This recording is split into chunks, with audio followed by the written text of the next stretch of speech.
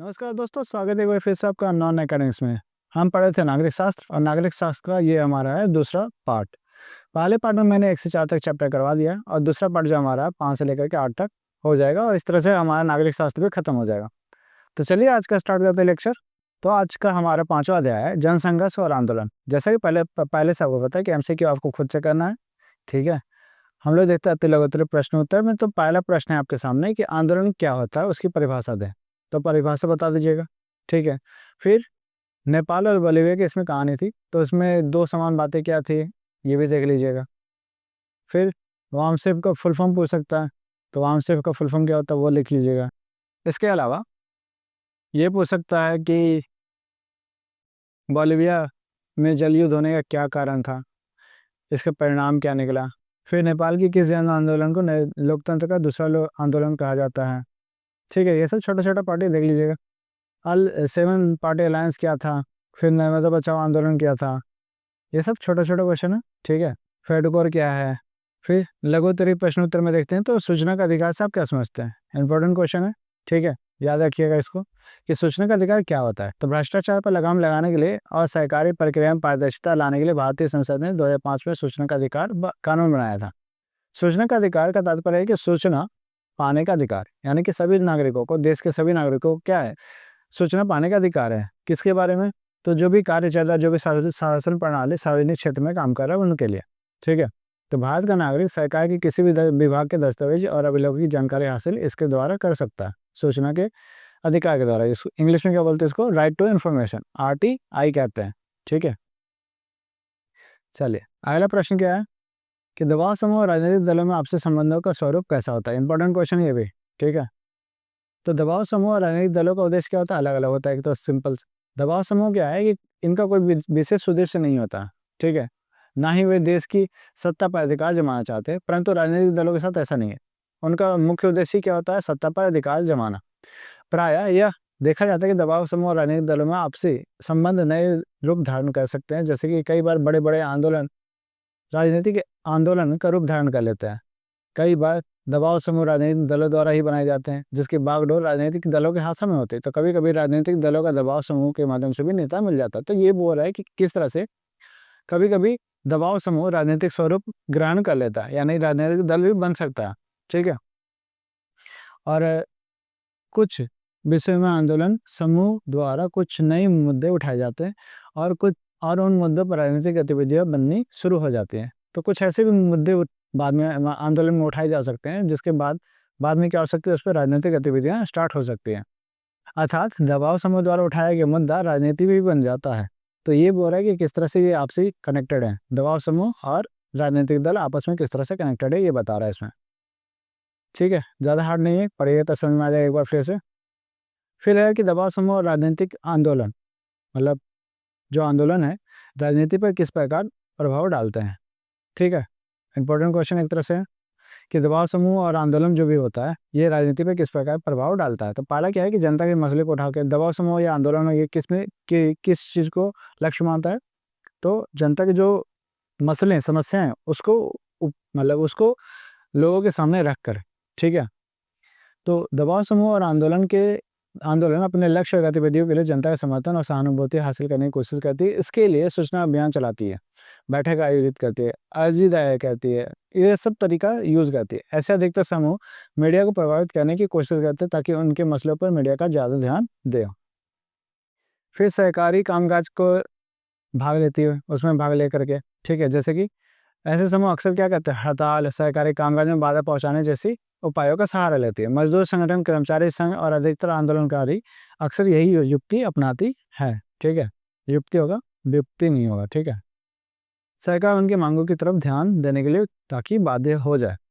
फिर राजनीतिक दलों का प्रभाव, तो दबाव समूह और आंदोलन दलीय जो है राजनीति में सीधे भाग नहीं लेती है, लेकिन वे राजनीतिक दलों पर असर डालना चाहती है कि अधिकतर आंदोलन किसी राजनीतिक दल से संबंधित नॉर्मली होते नहीं हैं, ठीक है। राजनीतिक दलों की एक शाखा, तो कुछ मामलों में दबाव समूह राजनीतिक दलों द्वारा भी बनाए जाते हैं अथवा उनका नेतृत्व तो राजनीतिक दल के नेता ही करते हैं। कुछ दबाव समूह राजनीतिक दल की एक शाखा के रूप में भी काम करते हैं, जैसे कि भारत के अधिकतर मजदूर संगठन और छात्र संगठन या तो बड़े राजनीतिक दलों द्वारा बनाए गए हैं या फिर उनकी संबद्धता किसी राजनीतिक दलों से है। जैसे कि आजसू, आजसू आपको पता हो झारखंड में है, ठीक है। ये एक तरह का छात्र संगठन था जो कि बाद में राजनीतिक दल के रूप में उभरा, ठीक है। फिर एक नया दल, कभी कभी आंदोलन, ये तो क्लियर है ना कि कभी कभी राजनीतिक दल ही, मतलब कभी कभी आंदोलन जो है राजनीतिक दल उत्पन्न करता है, कभी कभी दबाव समूह राजनीतिक दल के रूप में बदल जाता है, तो वही चीज़ है, ठीक है। असम परिषद उसका एग्जाम्पल दिया हुआ है। अब अगला प्रश्न देखिए, अगला प्रश्न है कि आंदोलनकारी समूह क्या है, उदाहरण की सहायता से इसे समझाइए। तो इसको छोड़ देते हैं, ये इंपॉर्टेंट उतना ज़्यादा नहीं है।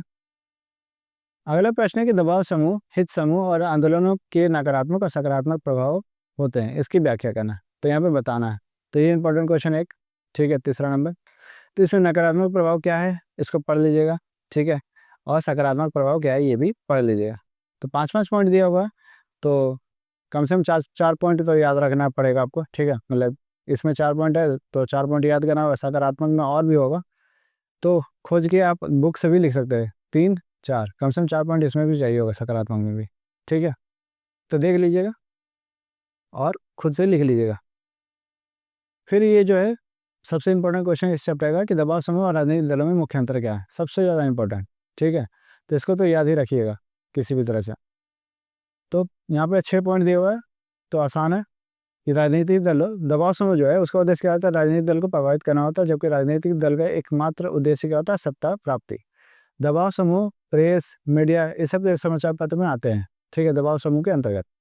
राजनीतिक दल के अंतर्गत राष्ट्रीय और प्रांतीय स्तर दोनों पर होता है, जैसे कि Bharatiya Janata party, BJP, Congress, Bahujan Samajwadi party, ठीक है। ये सब क्या है, ये राष्ट्रीय स्तर पर भी है और प्रांतीय स्तर पर भी है। प्रांतीय स्तर मतलब स्टेट स्तर पर, ठीक है, राज्य स्तर पर। दबाव समूह अनौपचारिक और गैर मान्यता प्राप्त जैसी संस्था है, मतलब इसको मान्यता नहीं मिला हुआ, जबकि राजनीतिक दल क्या है, खुला और मान्यता प्राप्त संस्था है और औपचारिक रूप से ऑफिशियल भी। दबाव समूह चुनाव नहीं लड़ते हैं, ये केवल राजनीतिक दलों के समर्थन करते हैं, जबकि राजनीतिक दल चुनाव लड़ते हैं और चुनावी अभियान में भाग भी लेते हैं। दबाव समूह लोगों के प्रति जवाबदेही नहीं रखते हैं, जबकि इनकी जवाबदेही होती है। दबाव समूह के सदस्य केवल उस वर्ग से होते हैं जिनका वह संगठन है, जैसे कि अगर किसान का तो किसान आएंगे, किसान संगठन है, तो मजदूर संघ है तो मजदूर लोग आएंगे, ठीक है, छात्र संघ है तो छात्र लोग आएंगे। जबकि राजनीतिक दल में ऐसा नहीं है, इसमें सदस्यों की संख्या लाखों में होती है, इसमें सब मिले जुले रहते हैं, ठीक है। तो ये हो गया क्वेश्चन खत्म। 5वां नंबर क्वेश्चन है कि दबाव समूह की गतिविधियां और लोकतांत्रिक सरकार के कामकाज कैसे उपयोगी होते हैं, तो इसको भी पढ़ लीजिएगा, ज़्यादा कुछ है नहीं इसमें भी। अगला चैप्टर देखते हैं, छठा राजनीतिक दल, इसके बारे में है, ठीक है। तो पहला कि राजनीतिक दल किसे कहते हैं, अति लघुत्तरीय में इंपॉर्टेंट है। फिर दल बदल की राजनीति, शपथ पत्र से, ये सब इंपॉर्टेंट नहीं है। एक दल, दो दल नहीं, शासक दल नहीं, गठबंधन सरकार, एक वर्ड में नहीं। राजनीतिक दल, राष्ट्रीय दल, राष्ट्रीय दल आप परिभाषित कर सकते हैं, ठीक है, और क्षेत्रीय दल भी आप बता सकते हो। जनता पार्टी का पुराना कब स्थापना किया, ठीक है, और किसने किया, पुराना नाम भी पूछ सकता है, तो ये भी याद रखिएगा, ठीक है। तृणमूल कांग्रेस की स्थापना कब हुई, ये भी पूछ सकता है, या इसका राष्ट्रीय दल के रूप में मान्यता कब मिला, ये भी पूछ सकता है, ठीक है। बहुजन समाजवादी पार्टी, इसकी स्थापना किसने की, तो ये सब एमसीक्यू में आ सकता है। इंपॉर्टेंट क्वेश्चन जो आपका है ये है कि राजनीति, लोकतंत्र के लिए राजनीतिक दल क्यों आवश्यक है, इसको पढ़ लीजिएगा, एक पैराग्राफ ही दिया हुआ है, ठीक है। फिर और इम्पोर्टेंट क्वेश्चन, चुनाव आयोग के प्रमुख कार्य क्या हैं, इम्पोर्टेंट है। फिर राजनीतिक दलों को कैसे सुधारा जा सकता है, इम्पोर्टेंट है। फिर और कौन सा क्वेश्चन इम्पोर्टेंट है, फिर ये क्वेश्चन वापस से आ गया वो लघुत्तरीय का, ये बड़ा बड़ा रूप में कि लोकतंत्र में राजनीतिक दलों का भूमिका और कार्यों का चर्चा कीजिए। तो इसको बता दीजिएगा कि जो पहला भूमिका है चुनाव, ठीक है। राजनीतिक दल जो है उनका मुख्य कार्य होता है देश में सरकार गठन के लिए राजनीतिक चुनाव में भाग लें। राजनीतिक चुनाव लड़ते हैं। अधिकांश लोकतांत्रिक देशों में चुनाव चुनाव जो है राजनीतिक दलों द्वारा खड़े किए गए उम्मीदवारों के बीच लड़ा जाता है, और राजनीतिक दल उम्मीदवारों का चुनाव कई तरीकों से करती है। पहला काम यह है। दूसरा काम क्या है कि नीतियों की घोषणा, घरेलू या अंतर्राष्ट्रीय स्तर पर देश के सामने कुछ सामाजिक, आर्थिक और राजनीतिक मसले होते हैं, समस्याएं होती हैं। राजनीतिक पार्टी अलग अलग नीतियों और विचारों को मतदाताओं के सामने रखती है और तथा विभिन्न मसलों के समाधान का उपाय भी सुझाती है, तभी जाकर के लोग क्या कहते हैं, उन्हें वोट देते हैं। ठीक है, इसी कारण से ये अपना सरकार बनाने में सफल हो पाते हैं, अगर लोगों को पसंद आता है तब। फिर उसके बाद है जनमत का निर्माण। तो राजनीतिक पार्टियां लोगों के हितों के मामलों को देश के सामने रखती है। इलेक्ट्रॉनिक मीडिया, प्रेस, टेलीविजन, नुक्कड़ सभाएं जैसे संचार माध्यमों से क्या कहती है, इसका प्रयोग करके लोगों को अपनी ओर आकर्षित करने की कोशिश करती है। इस प्रकार राजनीतिक पार्टियां अपने समर्थन के लिए लोगों को शिक्षित और प्रभावित करती है और इस तरह से जनमत का निर्माण होता है। ये भी हो गया। अगला पॉइंट क्या है कि सरकार बनाना या चलाना। तो अगर सरकार कोई पार्टी लोगों को अपनी ओर आकर्षित कर लेती है तो सरकार बनाती है। सरकार बनाने के बाद उसको चलाना मेन काम होता है और संसदीय व्यवस्था में सत्ता दल का जो नेता होता है वही प्रधानमंत्री बनता है और वह अपनी कैबिनेट में अन्य मंत्रियों की नियुक्ति करता है जो उसकी पार्टी से बिलोंग करते हैं। कानून का निर्माण। तो राजनीतिक दल क्या कहते हैं, कानून का निर्माण करते हैं, क्योंकि इन्हीं के सत्ता जब बना है तो सत्ता में आने के बाद ये क्या करेंगे, कानून का निर्माण करेंगे। राजनीतिक दल सरकार और जनता के बीच की कड़ी होती है, सबसे इंपॉर्टेंट पॉइंट। ठीक है, कि सरकार यानी कि पीएम, ठीक है, और जनता यानी कि जो आम लोग हैं, पीपल, इनके बीच की जो दूरी को मिटाता है वो कौन होता है, आपके क्षेत्र के विधायक होते हैं। ठीक है, आपके क्षेत्र के सांसद होते हैं, यानी कि ये क्या है, एक तरह के राजनीतिक पार्टी ही है। फिर अगला पॉइंट क्या है कि जनता को शिक्षित करना। तो राजनीतिक मामलों में जनता को शिक्षित करने का काम भी कौन करता है, राजनीतिक दल ही करता है। वह अपने कार्यक्रमों, नीति और दृष्टिकोण जनता के सामने रखते हैं, जिससे क्या होता है, जनता को राजनीतिक शिक्षा भी मिलती है। तो इस तरह से 7 पॉइंट है, इंपॉर्टेंट है, पढ़ लीजिएगा। राजनीतिक दल अपना कामकाज बेहतर ढंग से करे, इसके लिए सुझाव है। इससे अच्छा है कि ये वाला भी देखिएगा। भारत दलीय पद्धति की विशेषताओं का वर्णन कीजिए। तो बहुदलीय प्रणाली, एक पार्टी प्रभुत्व का अंत हो गया। बहुदलीय प्रणाली का मतलब यहाँ पे क्या बोल रहा है कि बहुत ज़्यादा लोग, बहुत ज़्यादा दल हो। ठीक है, नाम से ही पता चला बहुदलीय प्रणाली। तो भारत में बहुदलीय प्रणाली का व्यवस्था है। 2017 में राजनीतिक दलों की संख्या कितनी थी, 7 थी। राष्ट्रीय दलों के अलावा अन्य राज्य स्तर और क्षेत्रीय दल भी हैं, जैसे कि पंजाब में शिरोमणि अकाली दल है, जम्मू कश्मीर में नेशनल कॉन्फ्रेंस, महाराष्ट्र में शिवसेना। ये सब क्या है, अपने अपने राज्यों में बड़ी बड़ी पार्टियां हैं। फिर दूसरा पॉइंट है कि एक पार्टी के प्रभुत्व का अंत। तो यहाँ पे बोल रहा है कि एक दलीय प्रभुत्व की अध्यक्षता लोकतंत्र के विरोधी होती थी, क्योंकि एक दल की अध्यक्षता के कारण दूसरे दल का विकास नहीं हो सकता था। इसलिए बहुदलीय पद्धति से क्या हुआ कि एक दलीय प्रभुत्व का अंत हो गया, क्योंकि इसमें 2 या 2 से अधिक दल चुनावी प्रक्रिया में भाग लेते हैं। ठीक है, तो एक पार्टी का प्रभुत्व का अंत हो गया। अब अगला पॉइंट बोल रहा है कि प्रमुख और ताकतवर विपक्षी दल। संसदीय लोकतंत्र में विपक्ष उतना ही महत्वपूर्ण है जितना कि सत्ता पक्ष या सरकार। संसदीय सरकार में संगठित विपक्षी पार्टी का होना बहुत जरूरी, ताकि विपक्ष सत्ताधारी दल को क्या करे, अनुचित काम करने से रोक सके। ठीक है, तो इसलिए बोला जाता है कि लोकतंत्र में सत्ता पक्ष जितना मजबूत है उतना ही मजबूत क्या होना चाहिए, विपक्ष भी होना चाहिए, ताकि इस पर लगाम लगा सके। ठीक है, फिर उसके बाद चौथा आता है चुनाव आयोग द्वारा राजनीतिक दलों का पंजीकरण। तो राजनीतिक दलों का पंजीकरण कराने का काम किसका है, चुनाव आयोग का। तो यही है, इसमें पढ़ लीजिएगा इसको एक बार, ज़्यादा कुछ है नहीं। फिर अगला चैप्टर है कि लोकतंत्र के परिणाम। तो लोकतंत्र के परिणाम में हम एमसीक्यू आप पे छोड़ दे रहे हैं। फिर लोकतंत्र का मतलब क्या है, ये सब छोटा छोटा क्वेश्चन है, देख लीजिएगा। लोकतंत्र में पारदर्शिता किसे कहते हैं, लोकतंत्र की जवाबदेही सरकार का निर्माण कैसे करता है, अलोकतांत्रिक का अर्थ क्या है, ये भी पूछ सकता है छोटा क्वेश्चन में। लोकतांत्रिक सरकार के 2 अवगुण बताइए। ठीक है, क्या लोकतंत्र हमारी समाज सारी बुराइयों को खत्म कर सकता है, ये क्वेश्चन नहीं। तानाशाही क्या है, सूचनाधिकार नहीं, मूलभूत प्रणाली नहीं। अब देखते हैं लघुत्तरीय प्रश्न में कि लोकतंत्र किस तरह उत्तरदायी, जिम्मेवार और वैध सरकार का गठन करती है, ये क्वेश्चन देख लीजिएगा। फिर अगला क्वेश्चन है कि लोकतंत्र को सबसे अच्छा शासन व्यवस्था क्यों कहते हैं। फिर यही है जो छोटा पढ़े थे, उसी में ये है, लोकतांत्रिक सरकार पारदर्शिता को कैसे सुनिश्चित करती है। तो यही वाला याद कर लीजिए, छोटा अपने आप हो जाएगा। दीर्घ उत्तरीय प्रश्न में अगर देखा जाए तो व्यक्ति की गरिमा और आज़ादी के मामले में लोकतांत्रिक व्यवस्था किसी भी अन्य शासन प्रणाली से आगे है, काफ़ी आगे है। व्याख्या करें किस तरह से है। ठीक है, इसको ध्यान दीजिए, ये पढ़ लीजिएगा ध्यान से। ठीक है, इसमें पहला पॉइंट बोल रहा है कि महिलाओं की गरिमा और आज़ादी का अधिकार। तो किसी भी लोकतंत्र में लोकतांत्रिक व्यवस्था जो है और अन्य शासन प्रणाली, पहले समझ लेते क्या है। तो एक तानाशाही है और एक क्या है, राजतंत्र। यही 2 है लोकतंत्र के अलावा। ठीक है, मेनली ये जो दोनों है ना, दोनों में महिलाओं की गरिमा और आज़ादी का अधिकार ऐसे किसी भी नागरिक को नहीं मिलता है। लेकिन लोकतंत्र में ये दोनों मिलता है, महिलाओं की गरिमा भी और आज़ादी का अधिकार भी। इसके लिए इसको पढ़ लीजिएगा। भारत में जाति प्रथा, भारत में लोकतांत्रिक व्यवस्था में कमजोर और भेदभाव का शिकार हुई जातियों के लोगों के समान दर्जे और समान अवसर का दावे को क्या दिया गया, यहाँ पे बल दिया गया, जोर दिया गया, जो कि तानाशाही और राजतंत्र में नहीं है। फिर भी जातिगत भेदभाव देखने को मिलता है, इनके पक्ष में कानूनी या नैतिक बल नहीं होता, संभव होता है। इसी के चलते लोकतांत्रिक अधिकारों के प्रति लोग ज्यादा चौकस है। अधिकांश लोग मानते हैं कि सरकार की चुनावी प्रक्रिया में वोट से उसका असर पड़ता है या अपने हितों के प्रभावित करता है। ठीक है, इसलिए यहाँ पे क्या है, लोग जागरूक ज़्यादा हैं। फिर अगला पॉइंट है कि सभी राजनीतिक दलों को लोकतांत्रिक व्यवस्था में चुनाव में या चुनाव से पहले या चुनाव के बाद स्वतंत्र रूप से कार्य करने की आज्ञा दी गई है। यानी कि अगर राजनीतिक दल चुने जाते हैं, सत्ता में आ जाते हैं, तो उनको आज़ादी से काम करने दिया जाएगा। ठीक है, ये किसमें है, लोकतांत्रिक व्यवस्था में। ना कि तानाशाह में ऐसा है, ना ही राजतंत्र में ऐसा है। लोकतांत्रिक व्यवस्था में और खासियत क्या है कि सभी नागरिकों को भाषण देने और अपने विचार व्यक्त करने की पूर्ण स्वतंत्रता होती है। लोकतांत्रिक व्यवस्था में सभी धर्म के लोगों को समान अधिकार सम्मान दिया जाता है। ठीक है, मतलब यहाँ पे सभी धर्मों को यहाँ पे सम्मानित, मतलब सम्मान से देखा जाता है।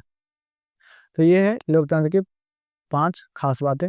ठीक है, या फिर जो 5 बातें इन दोनों में नहीं है। ठीक है, लोकतंत्र और तानाशाही और राजतंत्र में नहीं है। अब यहाँ पे बोल रहा है कि किन्हीं 4 परिणामों को उल्लेख कीजिए जहाँ लोकतंत्र असफल रहा है। तो ये भी इंपॉर्टेंट है। ठीक है, ये बोला जाए तो ऊपर वाला क्या था, लोकतंत्र का एक तरह से गुण था, और ये नीचे वाला लोकतंत्र का दोष है। तो पहला है कि भ्रष्टाचार। लोकतंत्र के सारे रिकॉर्ड यही दर्शाते हैं कि यहाँ पे क्या हुआ, भ्रष्टाचार बढ़ा है। ठीक है, बस यही है इंपॉर्टेंट लाइन, कि भारत जो कि विश्व में सबसे बड़ा लोकतांत्रिक देश है, भ्रष्टाचार के मामले में भी वह असफल रहा है, मतलब उसको रोक नहीं पाया भ्रष्टाचार को। फिर दूसरा पॉइंट बोलता है कि लोगों की आवश्यकताओं की ओर कम गया। एक लोकतांत्रिक सरकार को लोगों की मांग और जरूरतों को ध्यान देना चाहिए, ये कहता है। लेकिन दुर्भाग्यवश इस मामले में लोकतांत्रिक सरकारों का रिकॉर्ड काफी अच्छा नहीं है। लोकतांत्रिक संस्थाएं अक्सर लोगों को उनकी जरूरतों के लिए तरसाती है, और बड़े आबादी का एक बड़ा हिस्सा बड़े हिस्से को मांगों की उपेक्षा करती है, मतलब मांगों को ध्यान में नहीं देखती, नजरअंदाज कर देती है। अब अगला पॉइंट है कि आर्थिक विकास की कमी। तो लोकतंत्र सरकार को सभी अन्य देशों से बेहतर माना जाता है, इसलिए इसे बेहतर आर्थिक समृद्धि और विकास की अपेक्षा की जाती है, पर ऐसा नहीं होता। यदि हम पिछले वर्षों को देखें तो लोकतांत्रिक और तानाशाही के कामकाज की तुलना करें तो पाएंगे कि आर्थिक समृद्धि के मामले में तानाशाही का रिकॉर्ड सबसे बेहतर है। तो ये भी एक तरह का अवगुण है। असमानता और गरीबी। विश्व के अधिकांश देशों में समानता और गरीबी सबसे महत्वपूर्ण आर्थिक समस्या है। जैसे कि लोकतंत्र लोगों का सरकार है, इसलिए इसे आर्थिक असमानता को कम करने की अपेक्षा की जाती है, लेकिन इसमें भी ये क्या रहा है, असफल रहा है। अधिकांश लोकतंत्र व्यवस्था मुट्ठी भर लोगों के पास सबसे ज़्यादा क्या है, धन कुबेर है, बोले तो उनके पास बहुत ज़्यादा संपत्ति है। ठीक है, और बहुत बड़ा जो हिस्सा है देश का वो क्या है, गरीब है। तो देश की कुल आय में उनका हिस्सा भी बढ़ता गया है। समाज के निचले हिस्से के लोगों का जीवन बसर करने के लिए काफ़ी कम साधन मिलता है। यानी कि जो अमीर है, मतलब इसमें बोला है लोकतंत्र में कि जो अमीर है वो और अमीर होते जा रहा है, जबकि जो गरीब है वो क्या हो रहा है, और गरीब होता जा रहा है। तो यहाँ पे 4 अवगुण हैं, खराब चीज़ें। जैसे भ्रष्टाचार बहुत ज़्यादा बढ़ रहा है, फिर लोगों की आवश्यकताओं की ओर कम ध्यान देते हैं ये लोग। गरीबी का अगर बात किया जाए तो गरीबी यहाँ पे ज़्यादा है। ठीक है, यहाँ पे आर्थिक विकास का कमी है, और असमानता भी बढ़ा हुआ है। तो ये 4 पॉइंट है। निर्णय लेने की प्रक्रिया में लोकतांत्रिक सरकारों के बीच में अंतर है। तो ये तो आसानी है, ये खुद से पढ़ लीजिएगा। ठीक है, इसके बाद 8वां चैप्टर, अंतिम चैप्टर है कि लोकतंत्र की चुनौतियाँ। लोकतंत्र की क्या क्या चुनौती है, इसका एमसीक्यू आप खुद से कर लेना है। अब आते हैं लघुत्तरीय प्रश्न में सीधा, अति लघुत्तरीय आप खुद से कर लीजिएगा। तो लोकतंत्र में का प्रतिद्वंदी कौन है, ये क्वेश्चन है। ठीक है, तो ये क्वेश्चन इंपॉर्टेंट है कि प्रतिद्वंदी है कौन। तो लोकतंत्र एक विश्वव्यापी शासन प्रक्रिया है। पग पग अनेक चुनौतियां यहाँ पे देखी जाती है, जैसे कि आतंकवाद, क्षेत्रवाद, संप्रदायवाद। ये सब क्या है, ये सब यहाँ पे चुनौतियां हैं। ठीक है, तो ये देख लीजिएगा। फिर अगला क्वेश्चन पूछ रहा है कि संप्रदायवाद किस तरह से लोकतंत्र के लिए सबसे बड़ी चुनौती है, बताना है। तो इसको भी पढ़ लीजिएगा। संप्रदायवाद का मतलब होता है धर्म एक धर्म के लोग दूसरे धर्म से क्या कर रहे हैं, द्वेष भाव रख रहे हैं, घृणा कर रहे हैं, वो वाला। ठीक है, लोकतंत्र की सफलता के लिए शिक्षा का प्रसार क्यों जरूरी है? अगला क्वेश्चन क्या है कि शिक्षा का प्रसार क्यों जरूरी है? तो ये भी इंपॉर्टेंट क्वेश्चन है, देख लीजिएगा। ये क्वेश्चन भी पूछ सकता है कि लोकतंत्र को मजबूत करने में एक आदमी किस प्रकार महत्वपूर्ण भूमिका निभा सकता है, तो देख लीजिएगा। दीर्घ उत्तरीय प्रश्न देखा जाए तो लोकतंत्र के समक्ष कौन सी चुनौतियां सबसे इंपॉर्टेंट? ठीक है, चुनौतियां में निरक्षरता, गरीबी, सांप्रदायिकता, जातिवाद, ये सारा इंपॉर्टेंट है। ठीक है, फिर लोकतंत्र की सफलता के लिए आवश्यक शर्तों का वर्णन कीजिए। तो सेम जो पढ़े आप उसी का उल्टा होगा इसमें। तो अगर इसको पढ़ना चाहे तो पढ़ सकते हैं, लेकिन वैसा कुछ लग नहीं रहा है कि हार्ड है, तो आप खुद से कर लीजिएगा। लोकतंत्र को अद्भुत बनाने के लिए नागरिकों की भली प्रकार अवगत होना और सामाजिक दृष्टि से उत्तरदायी होना आवश्यक है। नहीं, इंपॉर्टेंट नहीं है। तो आपके लिए ये हो गया नागरिक का या पॉलिटिकल साइंस का, राजनीतिक विज्ञान का चैप्टर खत्म। तो आपको क्या करना है? आपको करना है इसका रिवीजन। ठीक है, अभी क्या है, अभी आपके पास टाइम ज़्यादा बचा नहीं है ना? मुश्किल से 10 दिन बचेंगे। और अभी मेरे को बायो आपके लिए बायो का लाना है। ठीक है, और एक एनवायरनमेंट का है, तो एनवायरनमेंट का लाएँ चाहे ना लाएँ, वो इंपॉर्टेंट ज़्यादा है भी नहीं। ठीक है, 1-2 क्वेश्चन आएगा, वो हमें बायो में बता देंगे। और इसके बाद हम लोग क्वेश्चन पेपर भी देखेंगे। ठीक है, बायो का। और इकोनॉमिक्स भी बचा ना इसमें, तो इकोनॉमिक्स और बायो बचा हुआ मेन। ठीक है, तो ये मैं करवा दूंगा जल्दी से जल्दी जितना हो सके। आप लोग क्या कीजिए, आप लोग रिवीजन पे ज़्यादा फोकस कीजिए। जो क्वेश्चन इंपॉर्टेंट बता दिए, जो वेरी वेरी इंपॉर्टेंट बताया, उसको ज़्यादा याद करने की कोशिश कीजिए। ठीक है, तो एक साइंस का क्वेश्चन पेपर बाद में देख लेंगे लास्ट में, और एक सोशल साइंस का क्वेश्चन पेपर भी देख लेंगे बाद में।